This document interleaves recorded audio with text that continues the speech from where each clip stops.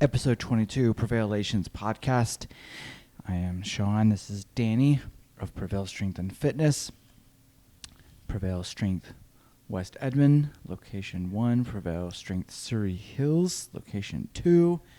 Lean Strength Online Nutrition Program, Prevail Adventure Club, and a little bit of Danny G photography. And some Danny G photography that still happens. Still happens. Mostly at Prevail, but it still happens.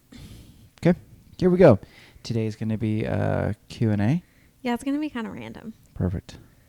We haven't done a random one in a long time. We've done like very specific topics, and random ones are my favorite. What? Yes, yeah, it's true. It's true. Okay. Okay, well, one, we haven't done like updates in a while. We did this we announced that we were pregnant, and then we announced that we were opening our second location 5 days after we announced that we were pregnant. And now we are 32 weeks pregnant. We're 32 weeks pregnant, and we are 6 weeks. 50 days. We're 51 days. We've been open for 51 days for our second location. Yeah, okay. So April was a wild month. I don't even know really what happened in April. Crazy. If I talk to you, I don't even know the look in my eyes because I think we lost our minds a little bit. Yeah. So the space was originally, so we signed the lease February 17th, 18th. And one of the big things about the contingency on that was their estimated speed to open, which looking back, is a good and bad thing. But, definitely some things we've learned. But they were like, yeah, cool, we'll get this done April 1st. And we knew that, okay, April 1st means 100% we could be open by May 1. So we knew, and we thought that we'd be able to have a better timeline mid-March to say, oh, yeah, we're definitely going to be in there April 1, equipment, all the stuff, marketing, open houses, getting people into the studio, leaning into that April, May kind of end of spring wave of kind of momentum, normal momentum in our industry. That didn't happen. No. So we were getting closer and closer to April 1, and it was very obvious it was not going to happen. So that put a huge question mark on when we could actually start marketing that we would be open and providing service. Yeah. And which is normal. Every person ever, when it comes to building anything, people who build houses, people who have renovations, anything that's based off of contract labor is never on time. Sure. So April 1 comes around, not going to be ready. We start getting stuff delivered April 1 through April 10th, 15th, and they're still doing work. But all, literally the mats, the equipment are coming in, and it's being, on pallets, and we can't touch anything. Yeah. Because the contractors are in there. Yeah. And the lifts, that's the big thing. There was these huge right scissor lifts, 3 to 4. And they had to keep moving them around, which means we couldn't unload or touch anything until they were out of there. Right. Because they needed space, which we understand, but it made things very complicated. And so then we were there almost every day on top of the GCs, on top of the electricians, on top of the lights, just making sure everything was going the right way, being there for deliveries, telling people where to put the deliveries that weren't in the way, stacking things on top of each other. And I think we finally got the full green light from you guys can do whatever you want without interruption, April 19th or something. Something like that. And so that meant that the basically the 5th through the 18th, we were doing everything we could at the end of the day when the contractors would leave. Yeah. So we would be up there at night doing whatever we could to build and put things together and put things on the walls and get stuff done whenever the contractors would leave. So that was a really hard push. And then when they did leave, man, that 2 weeks was nuts. Cranked. We were pretty much 12-hour days every day for 13, 14 days in a row. Of like labor. Of Like everything. Like lifting and putting things together and cutting open boxes, Yeah. which we did have help from some of the Yeah. Edmond team and Yeah, and thank other goodness. like new friends that have joined the studio that we're really grateful for. But Thank goodness.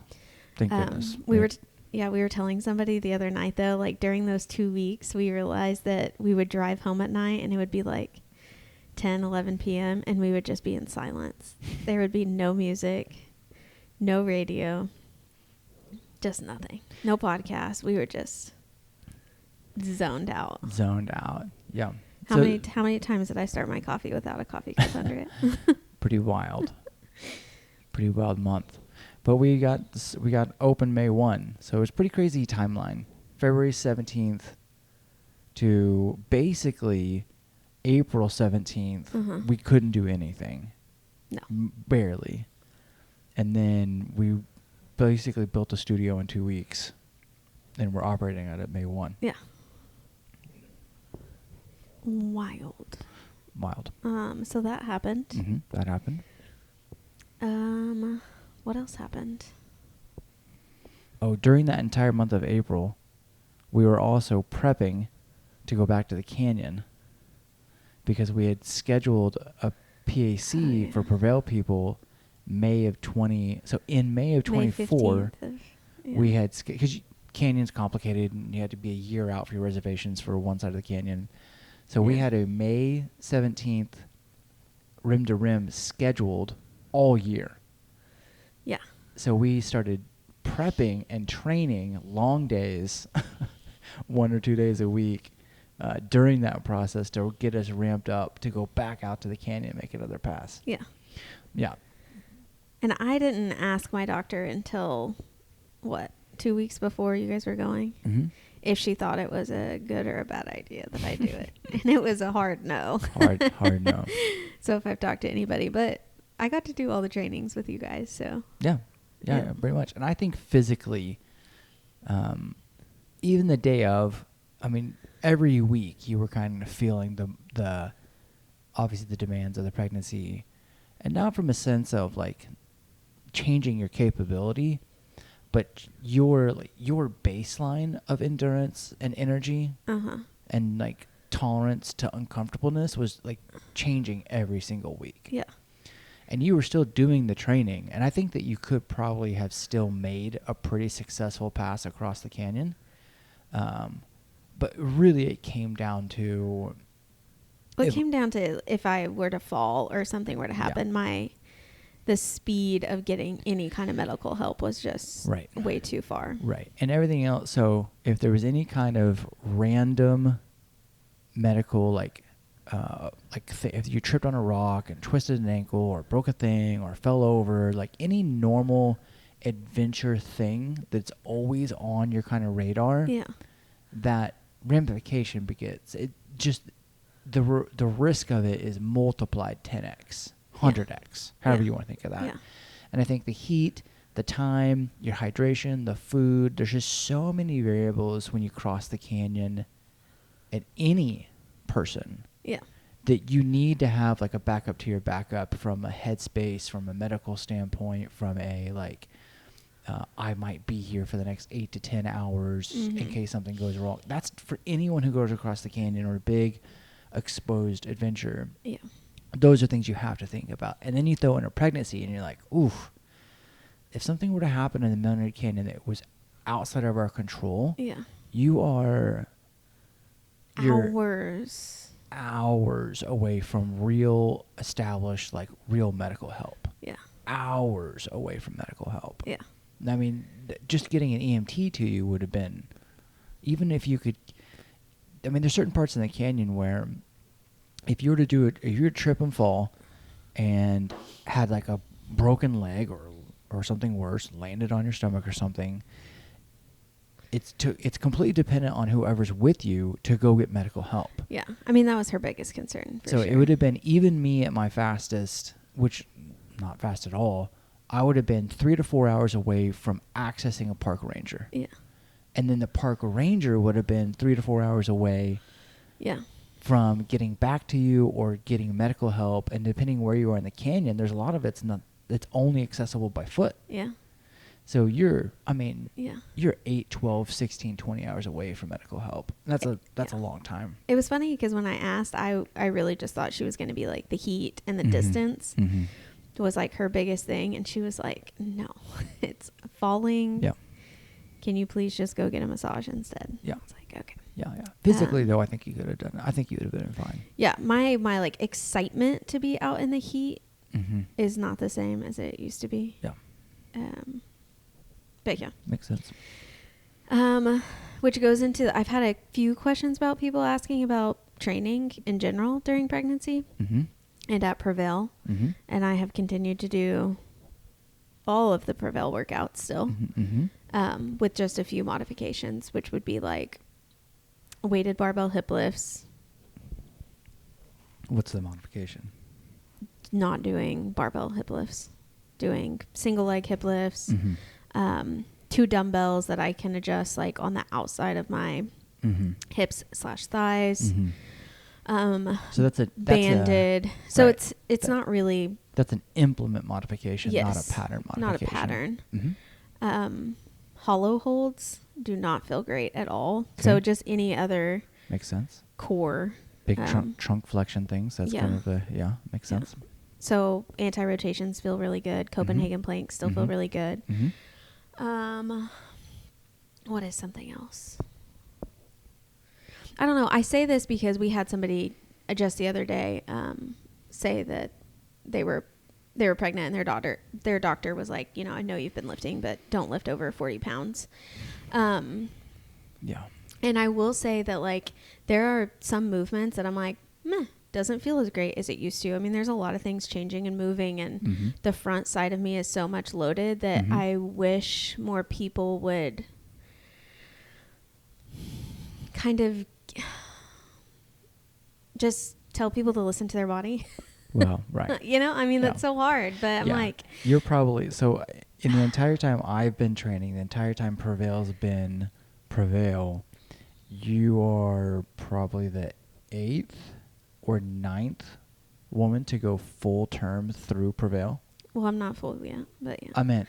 Yeah. You know what yeah. You know what I mean? Yeah. They were training before us. They trained during. They came back after. Yes. Right. And things that we've learned along the way is, I mean, honestly, it's the same.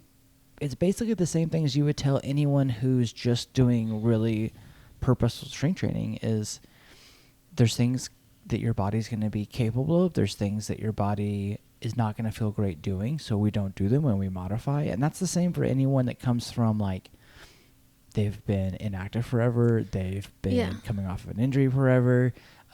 Really, the pregnancy part, it doesn't really play a huge role in like, well, you just can't do blank and blank from an absolute like ones and zeros thing. Right. I mean, we've seen women go through, because there's kind of there used to be this thing of like, don't do sit-ups because you have a baby and you're like, well, that kind of makes sense. But I've also seen women do pretty functional like trunk flexion exercises through their entire pregnancy and never have any issues. Right. So that's what I'm saying. It's a bummer that the doctors have to say that, because they have to say that because it's like an issue of like of liability. But when you really think about how long the human body has been making humans and doing stuff, it's been thousands and thousands and thousands of years of like, well, people still have to like live a life and do things functionally. Right. Now, if there's medical things happening or you're put on rest or, whatever that is. But yeah, I wish that there wasn't so much fear sometimes around these things, because there's some things that I've done that I'm like, meh, probably won't do that until after she's here now, because it doesn't feel as comfy. And that doesn't mean that exercise isn't supposed to be challenging, but this idea of like, don't work out when you're pregnant, don't lift over 25 pounds, don't lift over 40 pounds. You got to take that stuff from a sense of like, that's a bubble. Right. And it's a good idea to approach the process with caution, but you should be approaching the process with caution anyways. Right. Regardless. And it's really that's the important part of having a professional with you when you're doing it. That's the main thing. Right. Is like, don't try to get into strength training at 2 months pregnant without anyone around you, not having any kind of way to have feedback And or just, education, maxing or out on right, and going as heavy as possible, as often as possible. Yeah. Well, you shouldn't be doing that anyways. Right. But this idea, if you're already active and then you get into, and then you're becoming pregnant, and the doctor's like, don't lift 25 pounds, and you're like, well, it's also crazy when you see like parents or you see moms who have like a toddler and they're pregnant again, and the doctor's like, don't lift 25 pounds. You're like, your other human that you It's carry around 25 already pounds. is I already know. over 25 pounds. I know. Yeah. Yeah. So, I mean, besides that, like, some things just feel a little different. Mm-hmm. All of Prevail workouts are still Yep. great Yeah. for my process right Yep. now. Yeah. And I say that because I have heard that some people, maybe they want to get pregnant in the future, and so they don't really want to like get into something Mm-hmm. yet until they've gone through that pregnancy, and then they're like healing from that pregnancy. And Mm-hmm. I just don't think there's any like a bad time to start that process, because you Mm-mm. can continue unless you have, Right. like I said, some Right. a big like medical Yep. Yeah. advisement. But anyways, yeah, Mhm. everything's been good, minus that I feel like gravity is just Right. everything is harder from the weight gain and the Mhm. distribution of the weight Mhm. in the front part of my body. Mhm. Yeah. So yeah. Okay. Okay, more questions. So let's see. Let me look. Okay.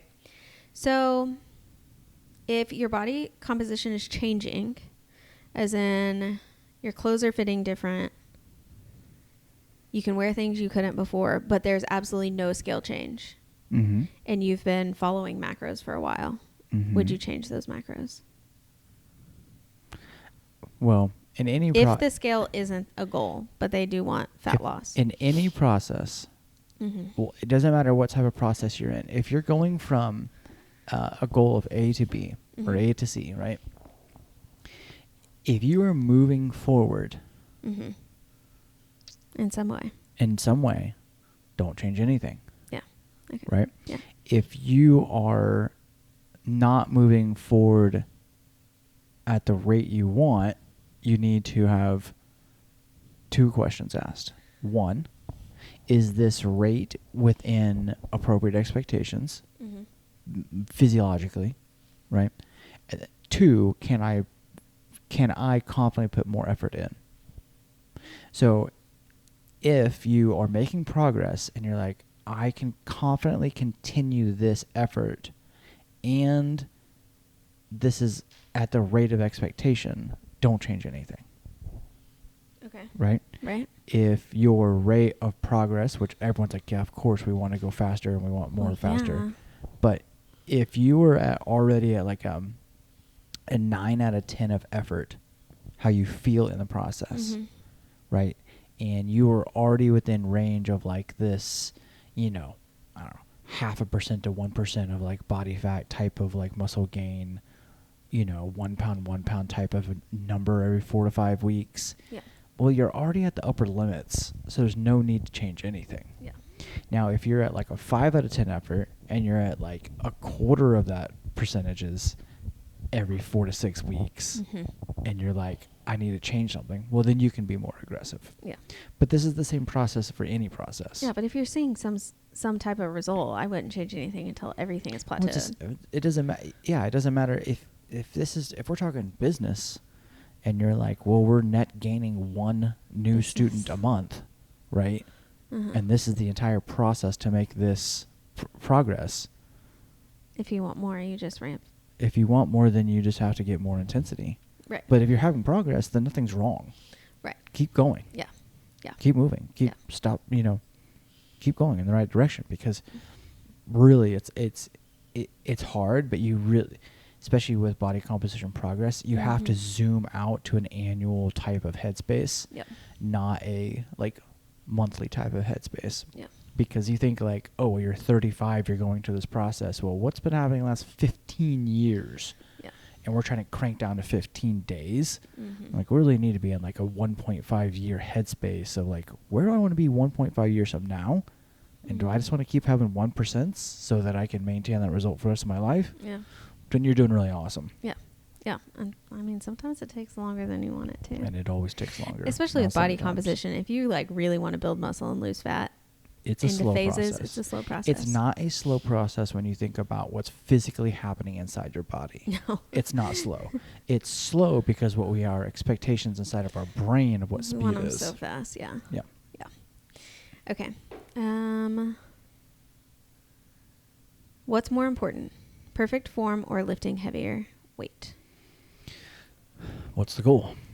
What is the goal? So, one, if you think about perfect form and you think about perfect processes in anything, if you think with nutrition or with literally the execution of a single repetition of an exercise, or you think about your process of education or whatever your process is, if you take the 80-20 principle and you say, well, in order to be perfect, I can't have enough volume, then, so if you take perfect from like eating perfect for 7 days, Mm-hmm. or if you think about like, oh, I have 10 repetitions and I want everything to be perfect, or you think about a week of exercise or a day of exercise, I want everything to be perfect. If we're so wrapped up in perfect that we don't ever allow intensity or volume, then we're never going to get there. Mm-hmm. So if you're so wrapped up in the 7 days of a process that you can't get past 2 days in a row of anything, right? Mm-hmm. Because you're so wrapped up in perfect, then you're never going to get the results. Same thing with lifting heavy and having perfect form. If my goal is to get stronger, then I need to be like 8 out of 10 good on my form. Yeah. Because I need to move safely. Right. And as long as I'm moving safely, but I'm moving the appropriate load, because if I don't go heavy enough, I'm not going to have a nervous system or a mechanical change to my muscles to where there's going to be a response. So, because I'm so dialed into perfect. Yeah. Now, in the other sense of it, There's a lot of gray in this. this is a lot of nuance, which I love. If you're sacrificing the range of motion of an exercise because of form, especially when it comes to like enhancing how a muscle looks, if you think about bodybuilding and muscle development, if I am going so heavy that instead of using 100% range of motion, I use 50% of range of motion, well, that's really not a good recipe for muscle development. And it's really not that great of a recipe for strength training unless you have some like really wild, like very specific goal of like, I don't know. If you think about like if I do a quarter a squat and my goal is to compete with a quarter a squat, then who cares? Right. Right? Sure. But if my goal is like I'm a regular human and I'm just trying to get stronger and build muscle, you always want to acquire as much range of motion as you can control, which is probably more range of motion than you're mentally rated for 90% of people. Then you want to adjust load. Yeah. But the idea of perfect form, I mean, you always want it to be safe. there's a difference between safe and perfect. And there's, That's the big thing. If I'm moving safely and I need to go heavier and my form falls apart a little bit, especially in the later repetitions, then at least you're at the right intensity. Right. But if you're changing the range of motion of an exercise, which now we have to define what perfect exercise is. Sure. So is a perfect exercise the full range of motion, or is it looking like it's being done perfect?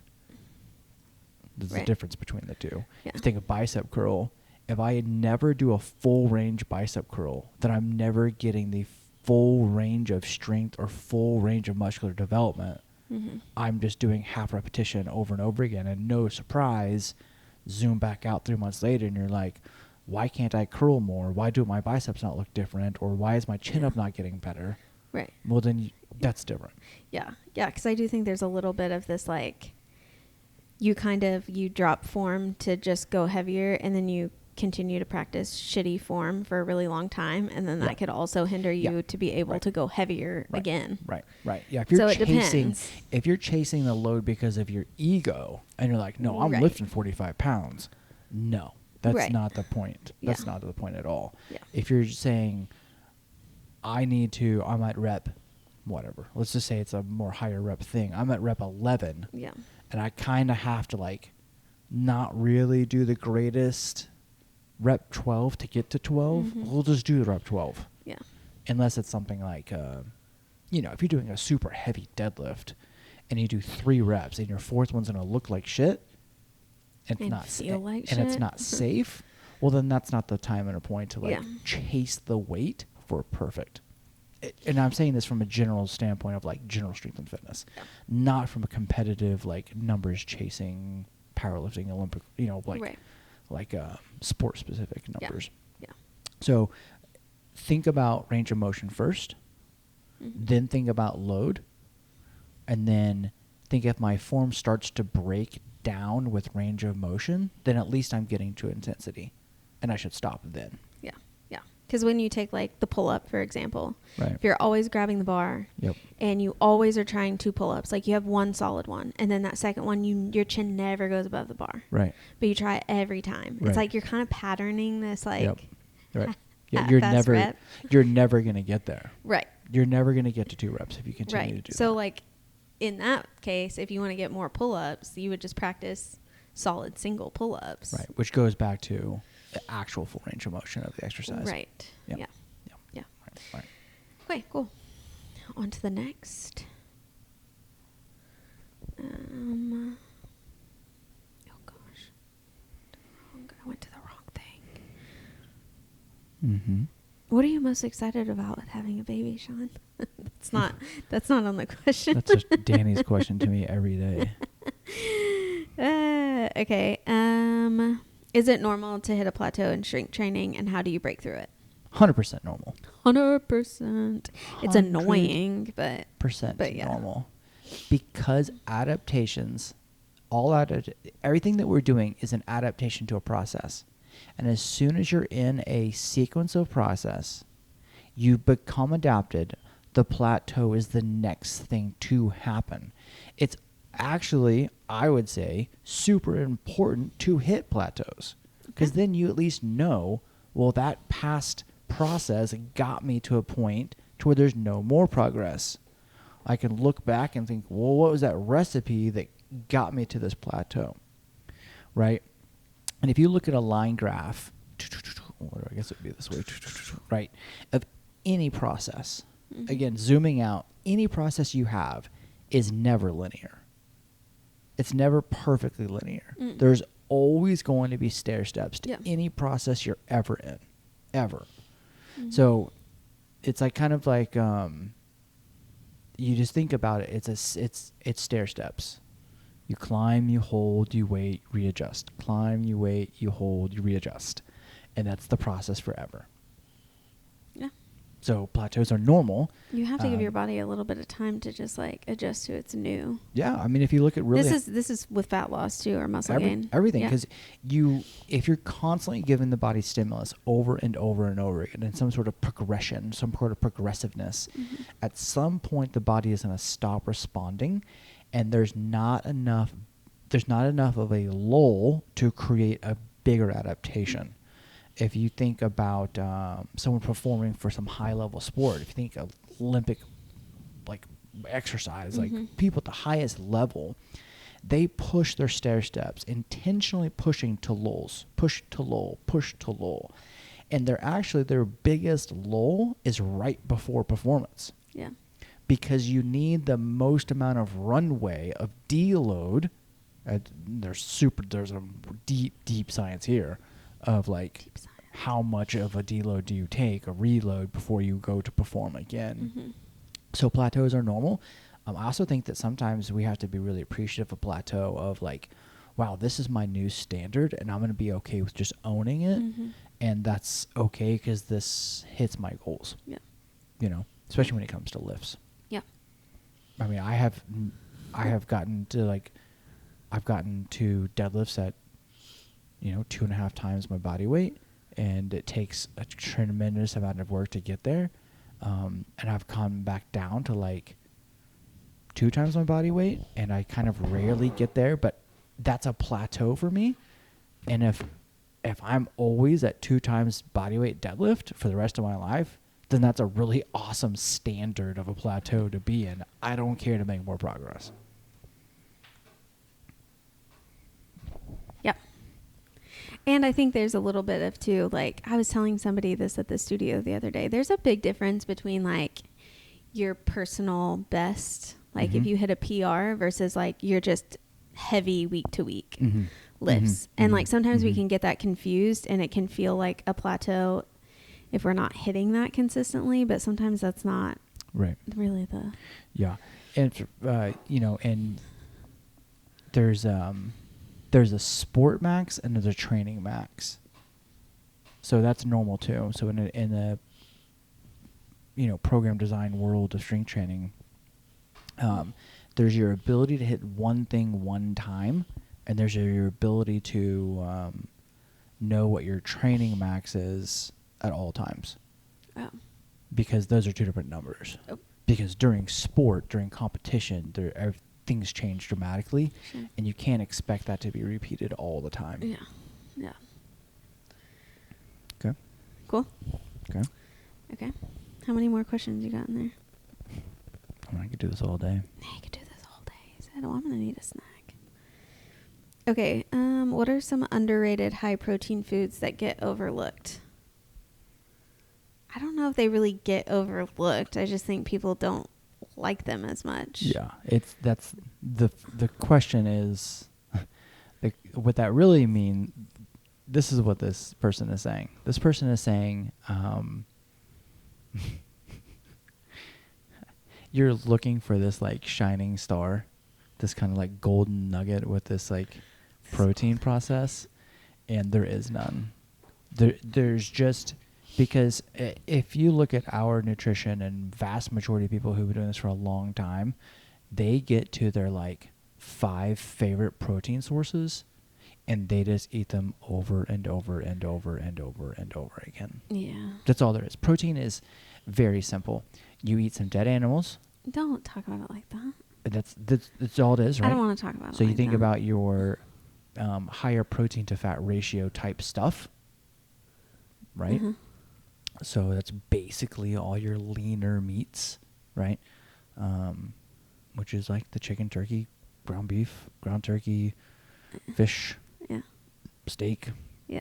egg type of like world. Mm-hmm. And you think about your protein powders and you think about what people make out of protein powders. So they make protein bars and protein shakes. Yeah. And then you get into a little bit of the dairy world. So you get into like the cottage cheese, milk, Cottage cheese. Greek yogurt, regular yogurt, and you Mhm. think about which one of those have the highest protein to fat ratios, then you eat more of those. And that's it. I don't think there's anything that's like underrated or missed. I think the underrated and missed part is the people's headspace around you're just going to have to get into the same process and eat the same thing at a high frequency. Yeah. But you can change the seasonings or the sauces. No, that's about it. That helps. What do you recommend for a pre/post-workout meal? Peanut butter and jelly sandwich. Yeah. Or turkey sandwich. I love a turkey sandwich before I lift. Yep. I think for both sides of it, I think you can get away with a little more fat before than after but again, if we're talking about the average person, you just need to have a well-balanced small meal before and after. You need to have some carbohydrates, some proteins. Ideally, you want to lean to that direction. Yeah. And you just don't want a high fat or high fiber meal before or Yeah. after. That's about it. Yeah. So you don't want to go in and have like a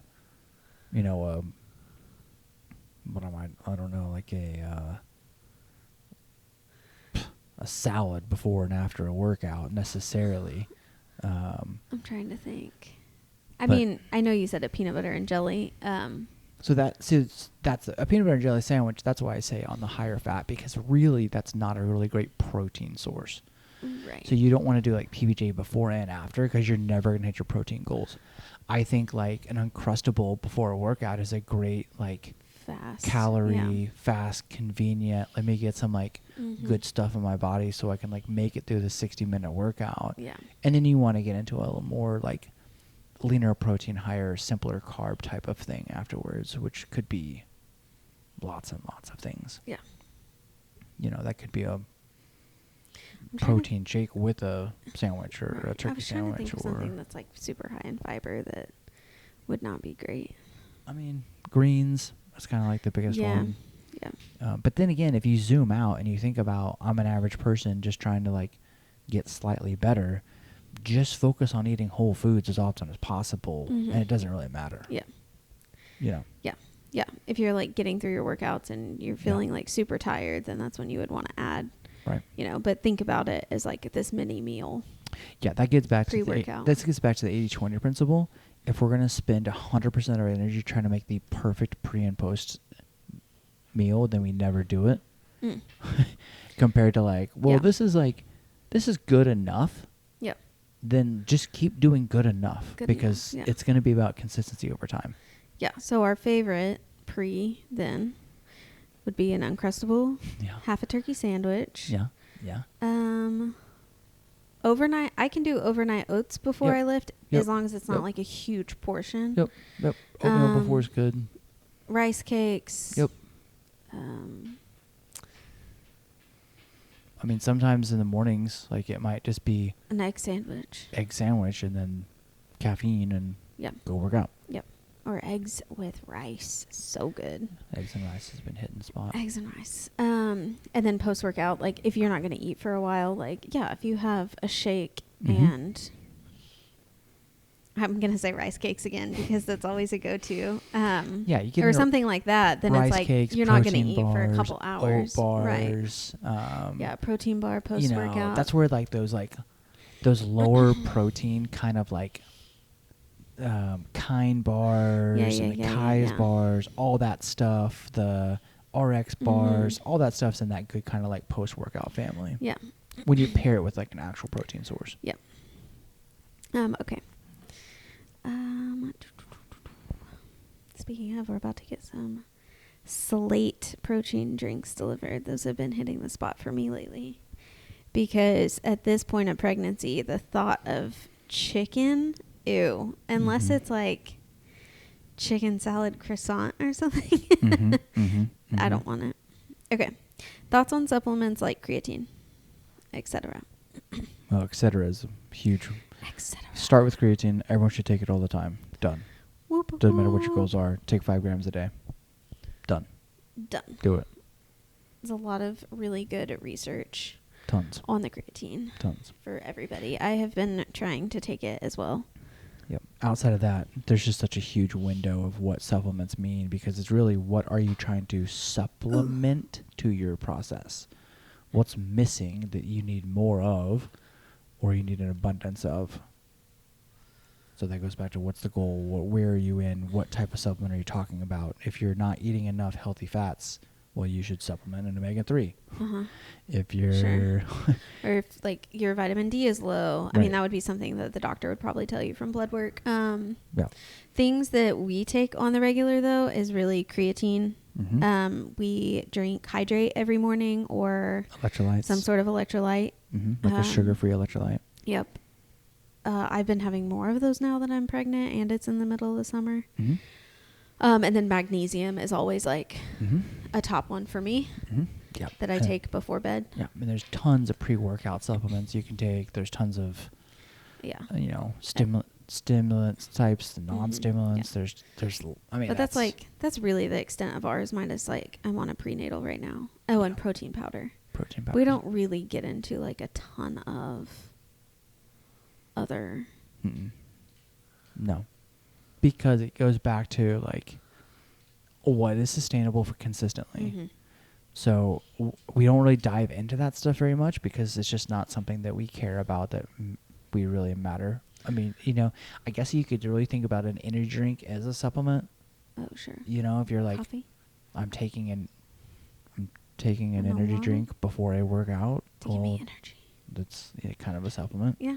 Yeah. But beyond that, yeah.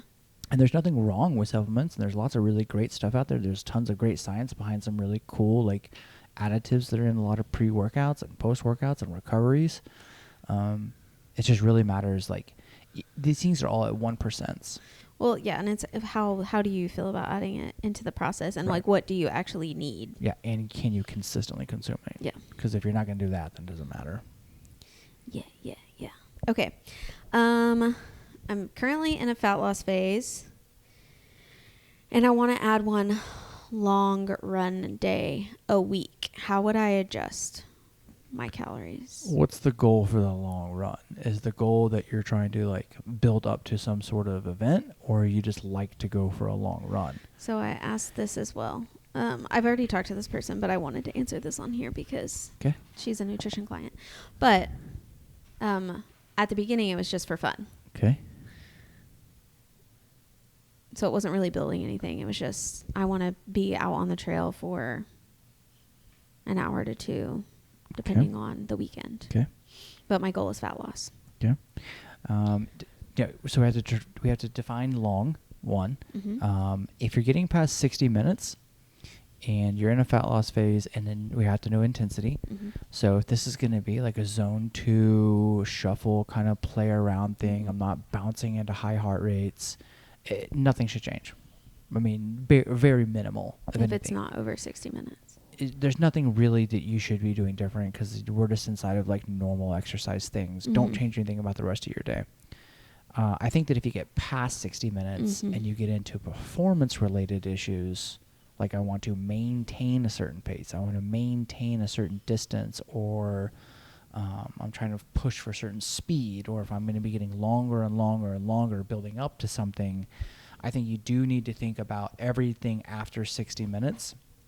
So if I know that I'm going to do something for 90 minutes, I think at that 45-minute mark, you do want to push 20 to 30 grams of carbohydrates mid-run so that the performance and energy stays high, because the run becomes the goal at that moment, not the fat loss phase. And then after the moment, this is where it gets super difficult, is you still don't change anything. You just supplemented the performance of the run with some carbohydrates to make sure that that performance stayed high. And the rest of the day, nothing changes, even though your hunger cues are going to be everywhere. That's what's going to be really hard. That's going to be really hard because you actually don't, if you think about it from like your body burning more energy, it's very, very minimal. Like if you do 2 hours of running, yes, you're burning more energy, but you're only burning like another 200 to 300 to 400 calories that next hour. And if you're consuming that 200 calories intra, the rest of the day, those hunger cues, you're going to overeat those 200-300. Yeah. 100% you're going to overeat, and you're going to be not in the fat loss phase for that day. No. So you have to be very careful about adding long runs in from hunger cues, because that hunger cue you're getting post-run is not an increase in metabolism. It's so hard. Yeah. It is so hard to have a fat loss goal and a running goal at the same time. If it's, when you're looking at performance goals, it's pretty difficult to do. Now, if you're just going on like a 2-3 mile shuffle in the morning randomly, then whatever. Yeah. No big deal. But past 60 minutes, your hunger will be high. So what if you had a performance running goal with fat loss then? Well, then you want to make sure that you're consuming enough carbohydrates to maintain your required performance for that day. Without overeating. Well, intra. After. You can't really overeat intra, because if you eat too much, your performance will decrease. So you have to find the amount of food that just helps you maintain your performance.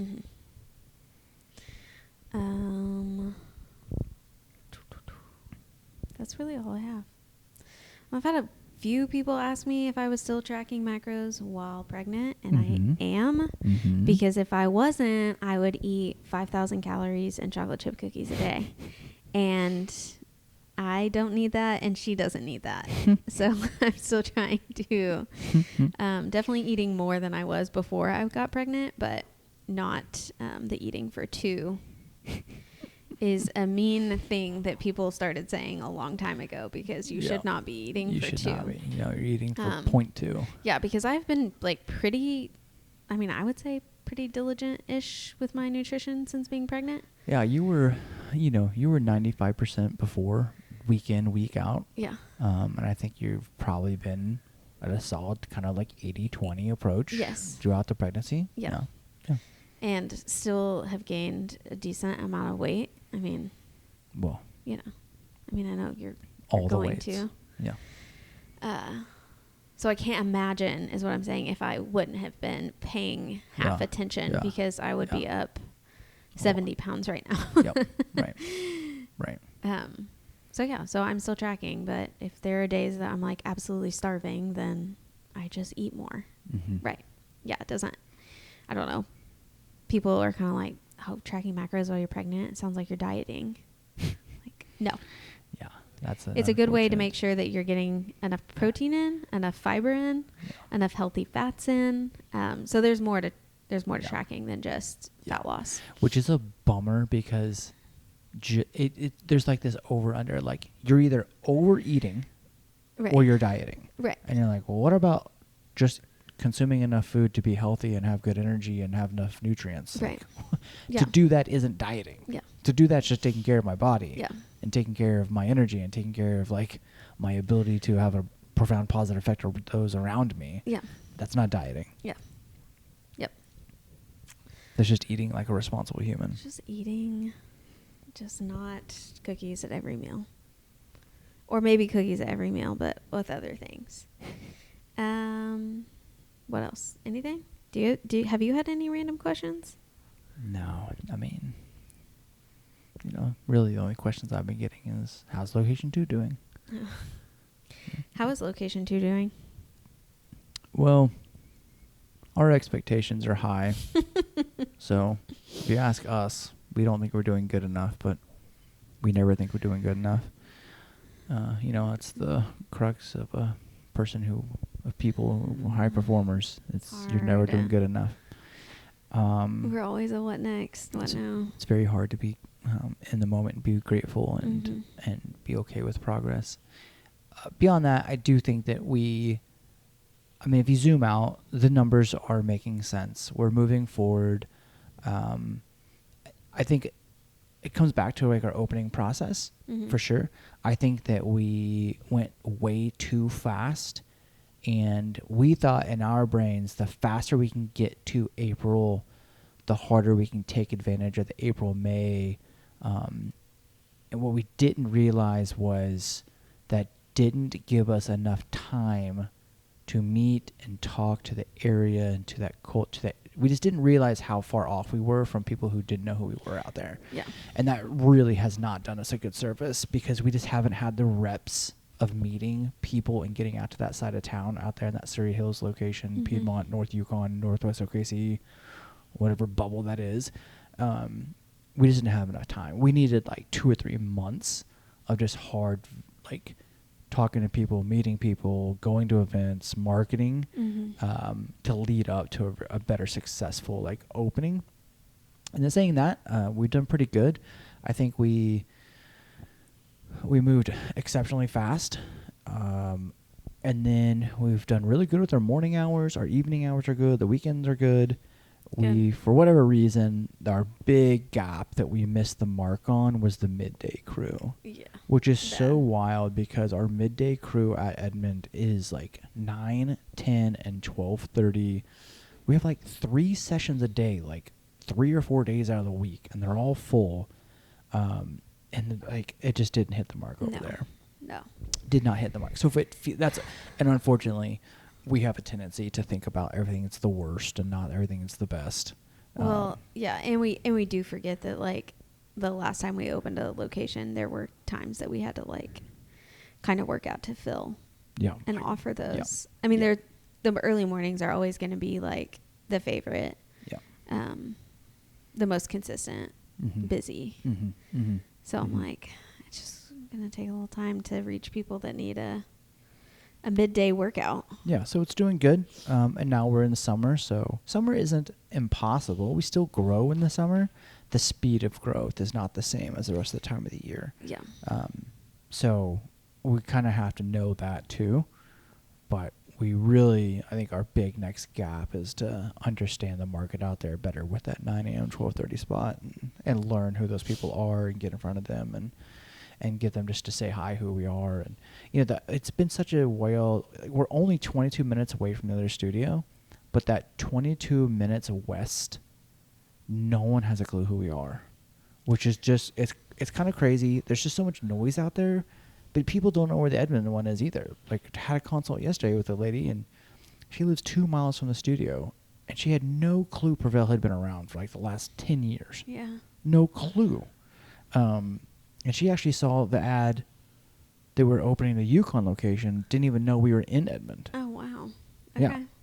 And didn't notice that until the next ad popped up Mhm. that literally had the location, like, Mm. details of each space. Yeah. She's like, oh, I didn't even know you had one. She lives Mhm. 2 miles away. You're like, what? So It's hard. it's hard. It's super, super hard. And you think that you talk enough and you don't talk enough. Or you Yeah. think that everyone like knows who you are. Yeah. And then Which I think if we were to go to East Edmond, it would have been way easier because we just had way more conversations with people in the Edmond area the last 10 years. Yeah. And Yeah. we just have not had the same volume from the Northwest OKC, Surrey Hills, Piedmont, Deer Creek, Yukon world. Yeah. We've just never been over there. Mm-hmm. So it's been a bigger climb than we thought it would be in that direction. Yeah. So if you know someone in the Surrey Hills, Piedmont, We're Northwest OKC, accepting students. North Yukon, We would love to area. chat and show you this space and work out with you. and learn if we're just a great fit for each other. Yeah. You know, Yeah. And if we're not, that's okay. that's okay. That's okay. Yes, we love, like we say, we love hell yeses as much as we love hell nos. Yeah. We just like the fact that you've given yourself the opportunity to figure it out. Yeah. Because you got to walk in the door. Yeah. You gotta see it You first. got to walk in the door and go, oh, I would love this, or oh, I would not love this. Great. Yeah. We love both those answers. Yeah, for sure. Love it. We hate, I don't know, Maybe. maybe. Maybe Like, in a couple months. all right. Hang on, I'm gonna read my random baby facts for today. Okay. Before we log off. Are we about to log off? Oh, 51 minutes. God, I've been here a long time. Today, baby is the size of a squash. A yellow squash. Okay. Sean's been feeling her move a lot. A lot. She's wild, huh? She's wild. She moves so fast. I thought it'd be like a lull, kind of like a sweeping motion. No. No, she's punching bag fast in there. It's fast. It's funny. Today, baby's handprint is the size of a small macaroon. Okay. The facts are really random. Okay. I'm on the app called The Bump, My Bump. Mm-hmm. So I don't know if somebody has something better, but sudden loud noises may make baby startle at week 32. Let's see.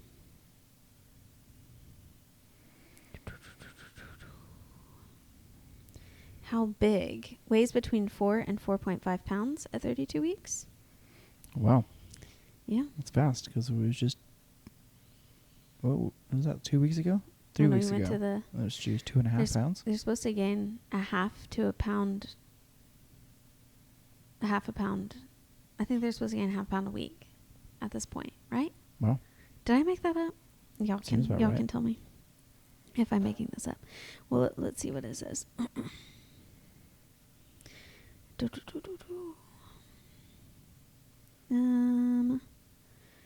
I don't know, but I've been getting the worst leg cramps at night. I had calf cramps this morning.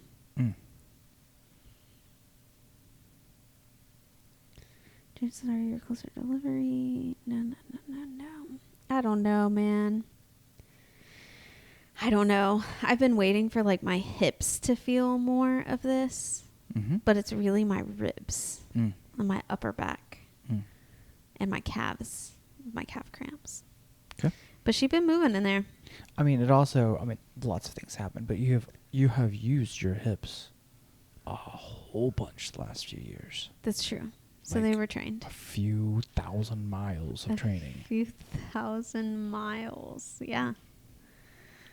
Okay, and probably a few thousand repetitions of hip lifts the last 3 years, 4 or 5, 7 years. So many. Yeah. Okay. We're going to shut it down. Okay, if you are on YouTube, like, comment, subscribe below. If you got this far, I guess I should say that at the beginning. Like this video so the Yeah. algorithm knows that Yeah. we're there. If you have questions you would like to see or us talk about in the next Q&A, just put them in the comments below, and we'll make a little list of them, and we'll talk about those next time. Would love to do that, actually. And I love comments on my Instagram or Danny on Facebook. Prevail. Prevail Strength Edmond. Prevail Strength _ North Yukon. We're about to change that to Surrey Hills. We are about to. I don't know what we're Tell about us your to do with opinion that. on that. Do we have one Instagram for Prevail, or should they be split? I don't know. I don't either. If you know the answer to that, please send it. Okay. Bye.